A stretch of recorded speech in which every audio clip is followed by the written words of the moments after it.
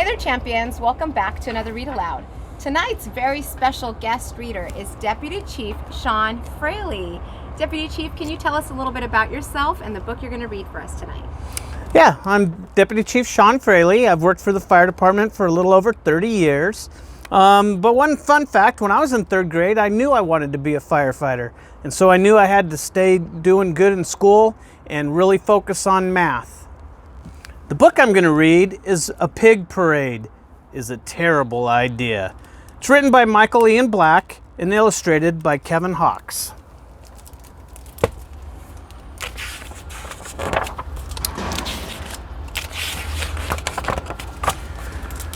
Like most children, you've probably thought to yourself at one time or another, I bet a pig parade would be a lot of fun.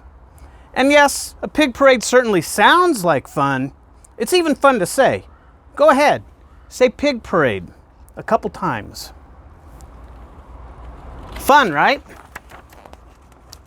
After all, what could be more fun than gathering a few hundred pigs together for a grand parade and then watching them proudly march together in perfect formation down the finest boulevard of your hometown?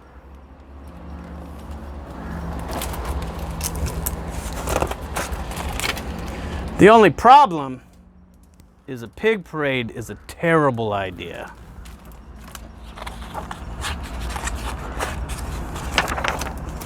For one thing, pigs hate to march. They prefer to snuffle, which is kind of like walking with your nose.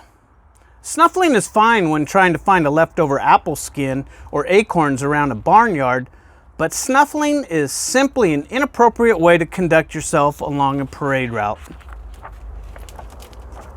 That's just one reason why a pig parade is a terrible idea. Also, pigs absolutely refuse to wear majorette uniforms. Even if you're able to find enough majorette uniforms for all your pigs, which is a very difficult job in and of itself, just try getting those hundreds of pigs in to put them on. They will not do it. Perhaps they consider majorette uniforms unflattering. Nonsense. Everybody looks sharp in a majorette uniform, even pigs, especially pigs.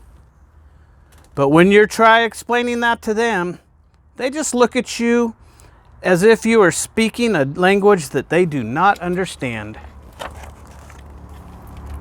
Again, a pig parade is a terrible idea.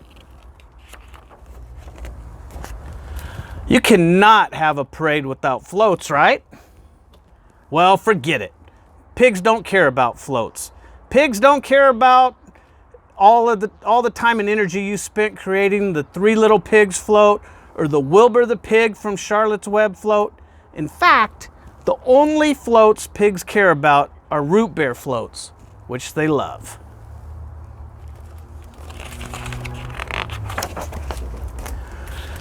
Then there's the matter of music. Pigs have horrible taste in music.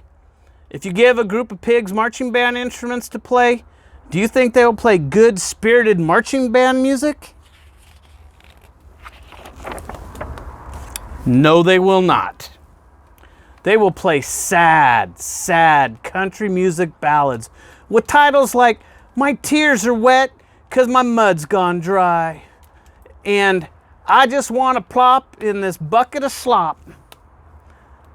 That kind of music is fine for slow dancing at hoedowns, but it is not appropriate for a parade.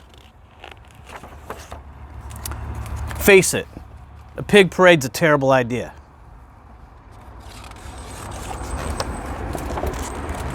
Finally, there are the giant balloons to consider. Everybody knows that giant balloons are the best part of any parade. Well, who do you think is going to hold those balloons to keep them from flying away? The pigs, right? Wrong. Even if pigs wanted to hold the balloons instead of finding filthy puddles on the street to lie in, they couldn't do it.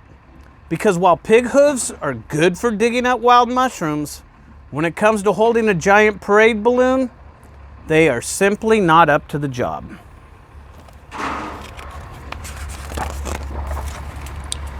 And what happens when balloons go unattended?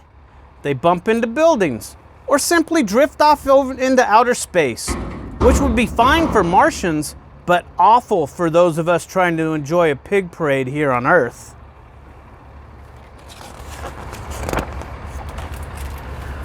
So when you consider the constant snuffling, the refusal to wear majorette uniforms, the disinterest in pig-themed literary floats, pigs' preference for weepy country ballads, and their utter lack of discipline regarding proper balloon handling, it should absolutely, completely, and totally be clear that a pig parade is a terrible idea.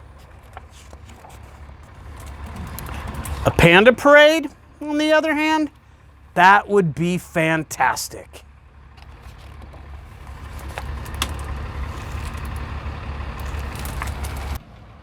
The end, and have a good night.